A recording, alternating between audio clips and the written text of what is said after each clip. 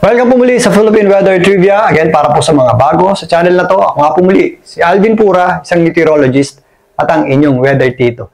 Ngayon, balikan na natin itong bagyong Verbena na nakatawid na sa Visayas. Yan nga po ay naglandfall kahapon ng tanghali dito po sa Surigao del Sur. Tumawid na po yan ng Agusan del Norte at ngayong magdamag ay tumawid po yan ng area ng Bohol, Cebu kaninang umaga, early morning. Tumawid po yan dito sa Negros at kasalukuyan kakalagpas lang po niyan dito sa Isla ng Panay, dyan po sa may Guimaras. At ngayon, ang kanyang center or gitna o yung ating reference point para dito sa bagyong Verbena ay nandito na po sa may Sulusi. Meron tayong nakikita ang steady na paglakas nito, unti-unting paglakas nito, at ngayon nga ay nasa tropical depression category pa din naman ito, pero may taglay na lakas na hangin na po ito na nasa 55 kilometers per hour, malapit sa kanyang gitna, at kung minsan may mga pagbugsong umaabot sa 90 kilometers per hour. Ito po ay patuloy na kumikilos, pakanluran, hilagang kanluran, patungo nga dito sa hilagang bahagi ng Palawan sa bilis na 35 kilometers per hour. Nabawasan na po yung ating mga pagulan sa mga areas na dinaanan nitong bagyong Verbena, pero yung ating concentration ng mga pagulan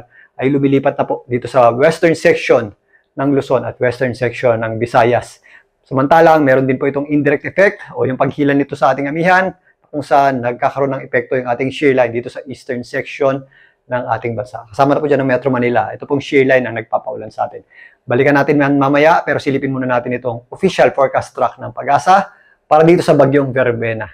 So narito po ang pinakahuling track ng Pag-asa para dito nga sa bagyong Verbena. Kasalukuyan nga itong nandito na sa Sulusi. Pinapakita dito ang paglakas nito into a tropical storm category bago po umabot dito sa areas ng northern portion ng Palawan. May chance pong maglandfall yan if ever sumabit sa mga isla dito po sa hilagang bahagi ng Palawan.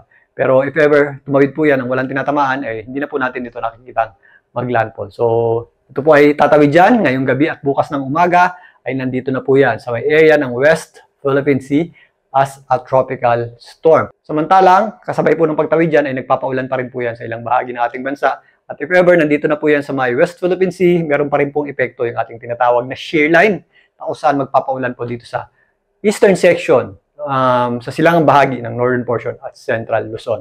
Ngayon, balikan na natin yan. So, narito po yung ating satellite image para sa mga kaulapang directly associated dito sa bagyong Verbena at yung ating tinatawag ng shear line. Kung mapapansin nyo, medyo nabawasan na yung ating mga pagulan dito sa mga rehiyon ng Caraga at hilagang bahagi ng Mindanao, northeastern portion ng Mindanao. Yan po yung mga areas na dinaanan ng bagyong Verbena, maging dito sa isla ng Bohol at Cebu, kasama na po dyan ang eastern portion ng Visayas. Pero again, possible pa rin po yung ating mga scattered na lamang o kalat-kalat na pagulan. Diyan po sa general area na yan, maging dito sa hilagang bahagi ng Mindanao. Pero again, mag-ingat pa rin po tayo. Minsan meron pa rin tayong mga possible na maranasan na thunderstorms. At kung mapapansin nyo dito sa ating satellite image, yung ating concentration ng malalakas na pagulan na directly associated dito sa bagyong Verbena ay nandito na sa western Visayas. Kakatawid lang yan dito sa areas ng Negros. Apektado ngayon yan ang areas ng Panay, kasama po dyan ang Mindoro at hilagang bahagi ng Palawan.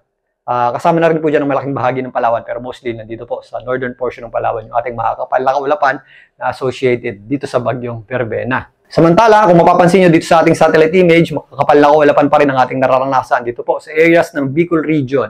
Kasama po dyan ang Quezon. Ito po ay epekto ng ating ang shear line na dahil humihila nga ng amihan o northeast monsoon itong bagyong Verbena habang tumatawid po yan dito sa ibabang bahagi ng ating bansa. Maulap din ang panahon natin sa malaking bahagi ng Calabarzon, particularly ang areas ng Quezon, Cavite at Batangas. Metro Manila, shear line po ang nagdadala po ng mga kalat-kalat na pagulan dito. Possible din po tayong makaranas ng malalakas na pagulan.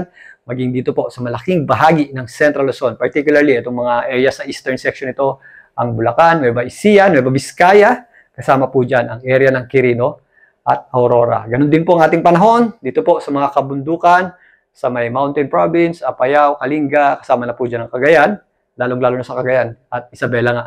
Itong mga kabundukan sa Cordillera, maulap din po ang ating panahon dyan, dulot naman, or epekto po yan ng ating amihan o northeast monsoon. Again, ito pong mga areas na malayo sa mismong bagyo, yan po ay indirect effect ng paghila ng bagyong Verbena sa ating northeast monsoon at pag-enhance nga ng ating shear line at magpapatuloy pa yan kahit makatawid na po dito sa may area ng West Philippine Sea itong bagyong Verbena. So narito po ang weather advisory ng Pag-asa mula ngayong tanghali hanggang bukas. Ito po yung ating mga posibleng pag-ulan na maaaring idulot ng bagyong Verbena kasabay po ng ating shear line. So hati po yan ha, yung nandito sa baba ay epekto ng bagyong Verbena At ito namang sa eastern section ng Luzon, including Metro Manila, ay epekto ng ating shear line. So possible po yung ating mga heavy at kung minsan intense rains ngayong araw na ito pa rin sa mga areas ng Panay Islands, kasama po dyan ng Aklan, Capiz, Antique, Iloilo at Guimaras. Kakatawid nga lang po dyan ng Bagyong Verbena dito sa southern portion ng Panay, maging dito po sa areas ng Occidental Mindoro, Oriental Mindoro at malaking bahagi ng Palawan, particularly ang northern portion ng Palawan. Samantalang, possible po yung ating mga moderate at kung minsan heavy rains dito po sa Negros Islands, kung saan tumawid din po dyan ang Bagyong Verbena, Masbate, Sorsogon, Albay. Ito naman po ay epekto ng ating shear line, kasama na po dyan ang Camarines Sur, maging dyan po sa area ng Catanduanes. Samantalang itong ating mga heavy at kung minsan intense rains dito po sa areas ng Camarines Norte at Quezon ay epekto po ng ating shear line. Kasama po dyan ang Pulillo Islands, Aurora, Isabela, kasama na po dyan ang Cagayan. Samantalang ito pong mga areas ng Apayao, Kalinga, Mountain Province, Ifugao, Nueva Vizcaya, Quirino, Nueva Ecija, Bulacan. Again, kasama po dyan ang Metro Manila, Cavite at Batangas, maging ang area ng Laguna ay affected din ng ating shear line. So, possible din po yan ng ating mga katamtaman at kung minsan meron din po malalakas na pagulan. So, doble ingat pa rin po tayo dyan. So, yung ating tropical cyclone wind signals ay concentrated na lang po dito sa areas ng Mimaropa, particularly sa Mindoro at hilagang bahagi ng Palawan at Western Visayas dahil nga nandito na sa dagat itong si Verbena. And possible pa po yung mabawasan if ever kumilos na palayo dito sa may West Philippine Sea, ito pong Bagyong Verbena. Again, minimal hanggang to minor damages po yung ating inaasahan sa mga malalakas na hangin na directly associated dito sa bagyo, particularly dito sa mga areas na malapit sa gitna nito. Pero again, if ever meron tayong mga nararanasang thunderstorms o yung malawakang thunderstorms natin o yung mga subasco, is nagdudulot din po yan ng malalakas na bugso ng hangin. Kaya kailangan pa rin po natin mag-ingat sa mga ganyang klaseng bugso ng hangin. So bukas, if ever makatawid na po ng ating bansa itong bagyong si Verbena, nandito na po yan sa may West Philippine Sea, makikitaan natin ang mababawasan yung ating mga pagulan dito sa areas ng Visayas, maliban lang dito sa Palawan kung saan sumasabit pa rin dyan yung kanyang trough.